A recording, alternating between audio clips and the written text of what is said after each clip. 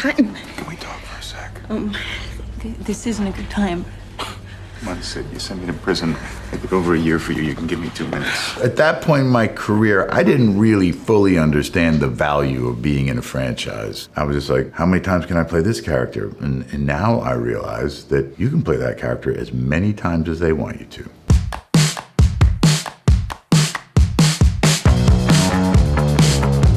Ray Donovan, you got a job for me? Tell me what it is. Not? Thanks for the pen. You got a nice house. No, wait, Mr. Donovan. Exactly what do you do? I knew what a fixer was. I mean, they've been around forever. And in the old days, when in the studio system, you know, when actors were under contract at various studios, there were these guys who were contracted to protect them and to keep them out of trouble and harm's way, which with some of these actors was fairly difficult. So that was the first incarnation of fixers that I knew about. And then, of course, as we moved into the age of litigation, they became some of these insane lawyers who go above and beyond the boundaries of what their practice allows them to do to protect their clients and to go after people. After doing it for 7 years, it was a dual-edged sword. I was relieved to be done, but I was also disappointed that we didn't have a chance to finish the arc, the narrative. It felt early. It felt like we hadn't done that. We hadn't achieved that yet with where we stopped. And then the next thing was just how, you know, you shoot these things and you do this work kind of in a bubble. Like in the theater, you know, you have an audience and you can feel them reacting. But sometimes with these TV shows, you don't know what's out there, and you don't realize the extent of the support you have. And I was really, really moved by how upset the fans were that we got canceled and how they rallied to get us to finish our story. And that was a great feeling. So, tell me I'm crazy. Maybe I know. Can't help. We did our best with the time we had and the shot we had, but, you know, Ray could have gone a lot further. I don't know if anybody's really interested in, you know, Ray with a colostomy bag, but I was really, really grateful that people stayed with us so long and that people cared about us enough to actually write to the network and petition to have us complete our narrative. And as far as I was concerned, the movie was for the fans.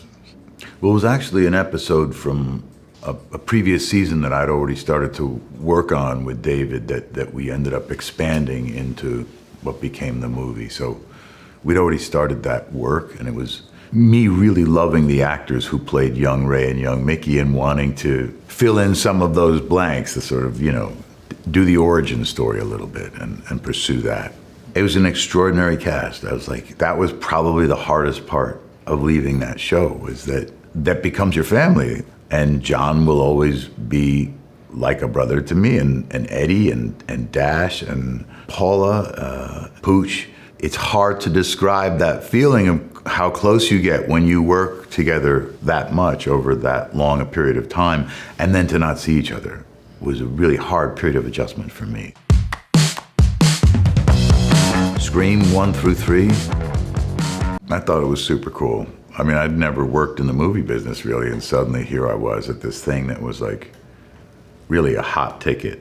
Yeah, the decoy scripts and signing NDAs, I didn't think I would ever have to do something like that, but yeah, I was very excited. All I knew about the first Scream was I hadn't really done much at that point. I'd just gotten out of school, and I was like, this is the most anyone is ever gonna pay me to walk up some stairs, because that was really all I had to do in the first Scream. And then the film just took off. On the backs of all these other actors, and Kevin and Wes, it was a phenomenon. I had lucked myself into a job because it was ongoing. And then we did Scream 2 and ultimately Scream 3. Kevin really was the genius behind the script, and he was open to collaboration. And all I remember was thinking, you know, this guy's kind of a ham, Cotton, like he likes attention. I think that was the piece that Kevin was interested in, that he sort of ran with. I think I suggested something like, everybody gets their 15 minutes, Cotton wants an hour. What? No, I don't know, Sydney. I don't know. Maybe because I fucking deserve a little exposure. I mean, come on, Cindy, you dragged my name through the mud.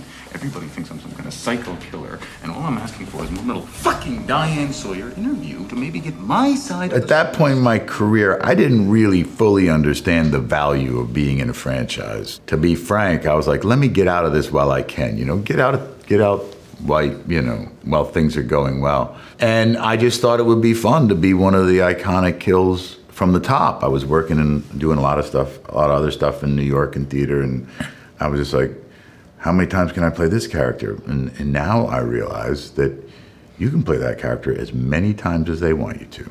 I kind of suggested that they knock me off. Part of the device of the movies was that, somebody in the first 5 minutes gets killed and you really don't expect them to get killed. Which now I'm kind of kicking myself because I would have liked to be in Scream 5, 6, I can't remember what number it is. X-Men Origins Wolverine. Your little mind games don't work on me.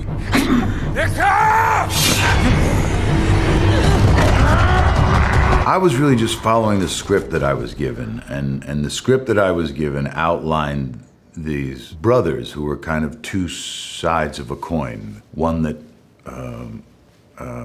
was able to control his rage better than the other, and that the problem with both of them was that they had this rage in them which was part of their superpower, but also part of the trouble.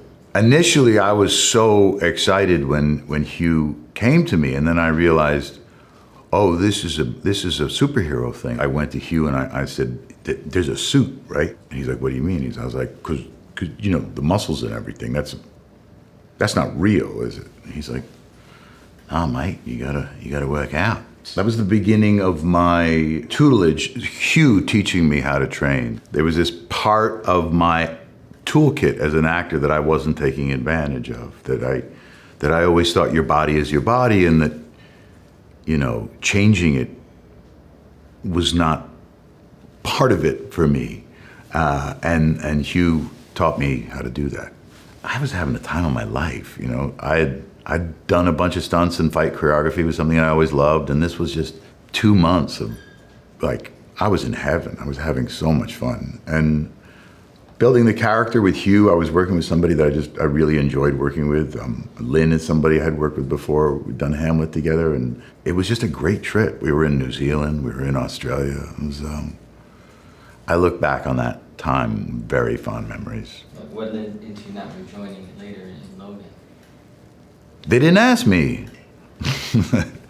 No, I don't think he was part of that story. He wasn't part of that story. I would have loved to bring Victor back anytime, anywhere, but it wasn't part of that narrative. I'm wondering if I'm getting a little long in the tooth, so to speak, but probably not for Sabretooth.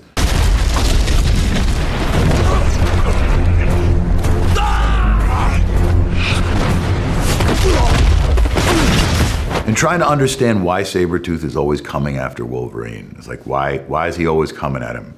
And for me, it made sense when these guys were pitching to me that they were related, that they were two sides of the same coin. And, I always loved that narrative arc from the comics that Sabretooth just shows up on his birthday every year to whoop his ass. I just thought, you can put that anywhere. Ryan did such a great job with that transition, because I felt like it was in many ways so antithetical to who that character was in Origins. But I'm glad that Ryan was able to correct that mistake. Isle of Dogs. I've always been a huge fan of Wes, so when he finally asked me to do something, and he asked me to play a dog, which is something that I actually excel at in my own home. I'm sort of known for my dog voices. I was really excited because I was like, not only am I going to get to work with Wes, but I'm going to be right in my sweet spot, which is dog voices. And of course, I get to my first session with Wes, and I'm doing all my silly dog voices, and he's just like, yeah, no, I really sort of just wanted your voice. And I was like, oh, shit, I finally get to do my dog voices, and he just wanted my voice. You're my new master. My name is Spots. I'm at your service. I'll be protecting your welfare and safety on an ongoing basis. Part of what's so great about Wes's characters, especially the animated ones, they're so human that he just wants those sort of naturalistic traits on the animals. But it was a really, really thrilling experience for me. I think Wes is on a very, very particular cinematic journey, because I've done another film with him, a couple more. We just finished Asteroid City, which is coming out soon. You'd have to ask Wes this, but for me, I see the progression of the films. And I think that Asteroid City is a natural progression of the rest of his films. It's actually a film within a film. And in terms of the acting on it, I was really intrigued by how specific he was about the acting style, because I think the progression in his film from Bottle Rocket to Asteroid City is really compelling to me. How he uses actors and even the stop motion animation part, I think it's all part of that there is, I think, almost a world in which he wants to merge those two forms and in Asteroid City, and I think he does it. He does a pretty great job of it. How Wes uses actors is integral to films. You know, they're part of his whole thing, and not everybody can pull that off, you know? But when you have someone whose vision is so specific and clear, it's really satisfying to let go of certain elements of control, knowing that you're going to go somewhere interesting. You're going to be led somewhere that's going to be compelling. Spotlight. Whether Mr. Gariffidian is a crank or not, he says he has documents that prove the Cardinal knew. As I understand it, those documents are under seal. Okay, but the fact remains a Boston priest abused 80 kids. We have a lawyer who says he can prove Law knew about it, and we've written all of 2 stories in the last 6 months. I had been a huge fan of Marty Baron as an editor and as a journalist in general. And I was extremely nervous going to Washington to meet him. I couldn't imagine what he was thinking, that who's this guy from this Ray Donovan show who's coming to play me. To my surprise, it seemed like he was just as nervous. And so that was a really sort of interesting meeting. But watching him work and knowing how principled he is and how important it is for him to hold powerful people accountable and to speak truth, to speak truth to power, and how well he's done that, and what a kind of gift he's been to the communities that he's worked within, and how often he was not from those communities, was a really interesting story. And I thought that Tom and Josh did such a great job showing the isolation that he felt, or that they suspected he felt. For instance, in Boston, there was something about his shyness and his quiet power that I just thought was interesting, and I thought worked well with that theme of isolation that Tom and Josh had fleshed out in the script.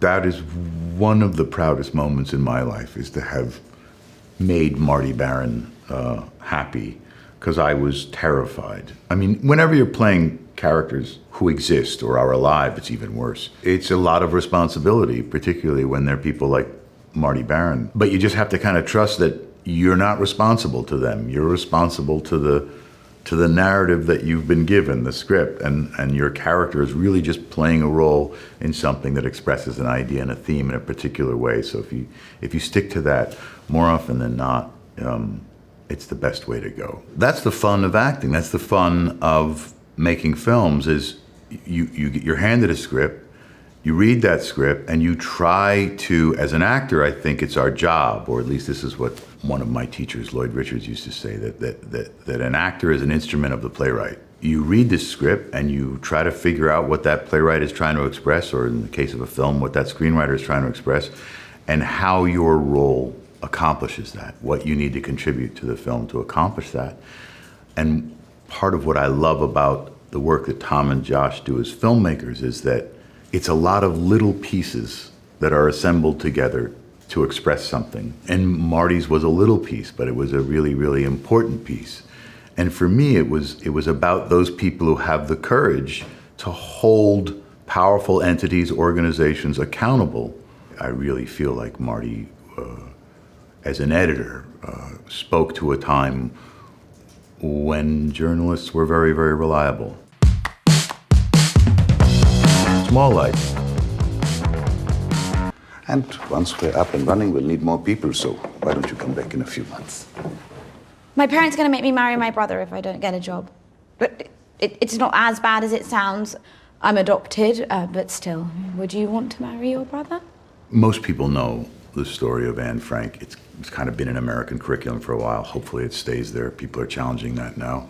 But not everybody knows Miep Kies, who is the woman who actually hid the Frank family for almost 2 years and fed them and kept them alive until they were found. I think seeing that story from a new perspective is part of what keeps it fresh. I think the other thing that keeps it fresh is Belle's performance. I also think Tony and Joan's script, trying to make it have a contemporary feel, really helps you understand how these things have a way of repeating themselves. And so I do think it's important that we teach a new generation about these stories, that, you know, for some reason anti-Semitism is on the rise again, and it's like, we have to check it, we have to look at it, and we have to go, no hate, no lies, and we can't do it, you know, and you have to remind people what happened and what the truth is. And I think to do that in a compelling way, certainly for future generations, you have to come at it with a fresh story and a fresh idea. It's your birthday! And your wife called this morning and asked if I'd surprise you with a cake, but we got really busy and we worked through lunch and I didn't have time to go out. But there's a really nice bakery just down there, so either you come with me and I'll buy you a cake, or please just explain to your wife that I tried, because frankly I find her quite scary. She's very intimidating. With someone like Otto, I get, you know, the pressure's on because it's a sort of a very, very well-known character and has been interpreted many times before.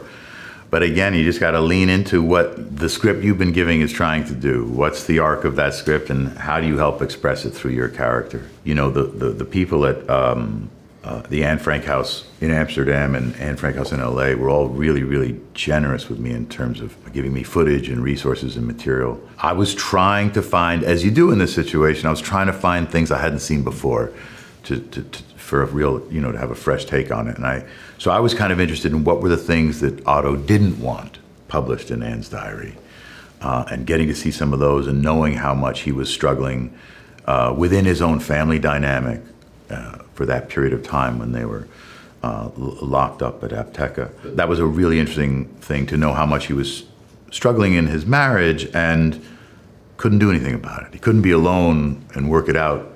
He had to sort of tough it out for that period, surrounded by people all the time. And just those little nuances and details of someone's humanity kind of make it feel, hopefully, a little bit more relatable.